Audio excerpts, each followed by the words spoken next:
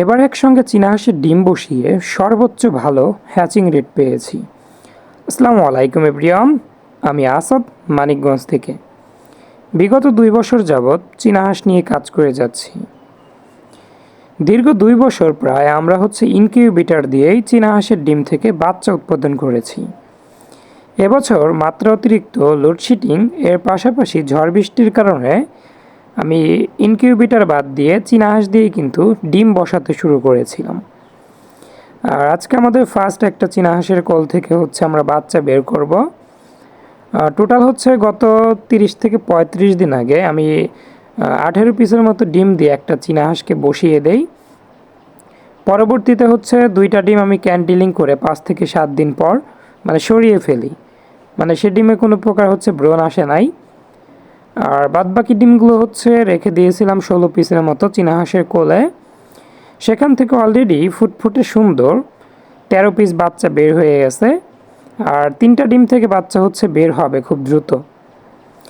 বাচ্চাগুলোকে খুব দ্রুত আমি সরিয়ে দিচ্ছি, একটা কেননা আমাদের চীনা হাঁস কিন্তু আরও বেশ কয়েকটা কুচে আসা প্রয়োজন, কারণ আমাদের অলরেডি ফ্রিজে অনেক ডিম জমে গেছে।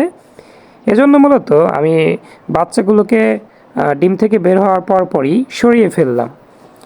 আমাদের ম্যানুয়াল ইনকিউবেটরে রেখে দিলাম। এখানে বাচ্চাগুলো ঝরঝরা হবে।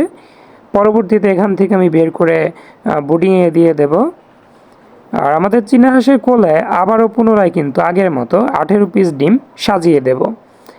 একটা হাঁস দিয়ে আমি 2বার করে বাচ্চা বের করব, বা 2বার করে ডিম থেকে বাচ্চা ফোটানোর চেষ্টা করব। পরবর্তীতে যদি আমাদের বাড়তি কোনো চীনা হাঁস আবার কুচে বসে, তখন দেখা যাবে এটার ডিম এক্সচেঞ্জ করে ওকে আমরা ছোট্ট একটা খাঁচায় আটকে রাখবো 3 থেকে 4 দিন। তারপর ওর কুচে ছেড়ে যাবে। চীনা হাঁস সম্পর্কে বিভিন্ন তথ্য পেতে অবশ্যই আমাদের এই চ্যানেলটাকে সাবস্ক্রাইব করে রাখবেন। এর পাশাপাশি যাদের চীনা হাঁসের বাচ্চা প্রয়োজন, স্ক্রিনে দেওয়া নাম্বারে আমাদের সঙ্গে যোগাযোগ করবেন। আমাদের location Ghior Manikganj Baniajuri bus stand. আর আমাদের ফ্রিজে যেহেতু আগে থেকে কিছু ডিম ওর জন্য আমি বসিয়ে রাখছিলাম, সেই ডিমগুলোতে ব্রণ চলে আসছে।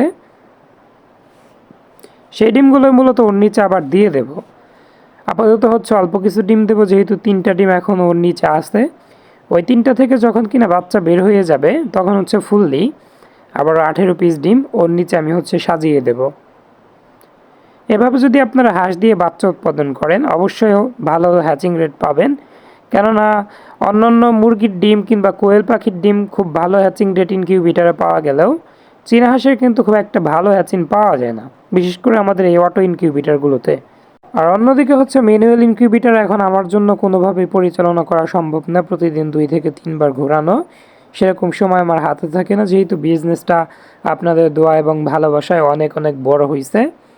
বিজনেসের সময় দিতে হয়, বিভিন্ন জায়গা থেকে মাল আসে এবং পাঠাতে হয়। এরকম ব্যস্ততা মিলিয়ে আসলে আমার কাছে এখন আর সময় থাকে না। পরবর্তীতে ওর কোলে আবার 9 থেকে 10টা ডিম আমি সাজিয়ে দিলাম। আর রাতের বেলা আরও 8 থেকে 9টা ডিম সাজিয়ে ওকে এই ঘর থেকেই সরিয়ে ফেলবো। যেহেতু এই ঘরটাতে বাচ্চাগুলো আমি রেখে দিছি, বাচ্চার কোনো প্রকার সাউন্ড যেন ওর কানে না আসে।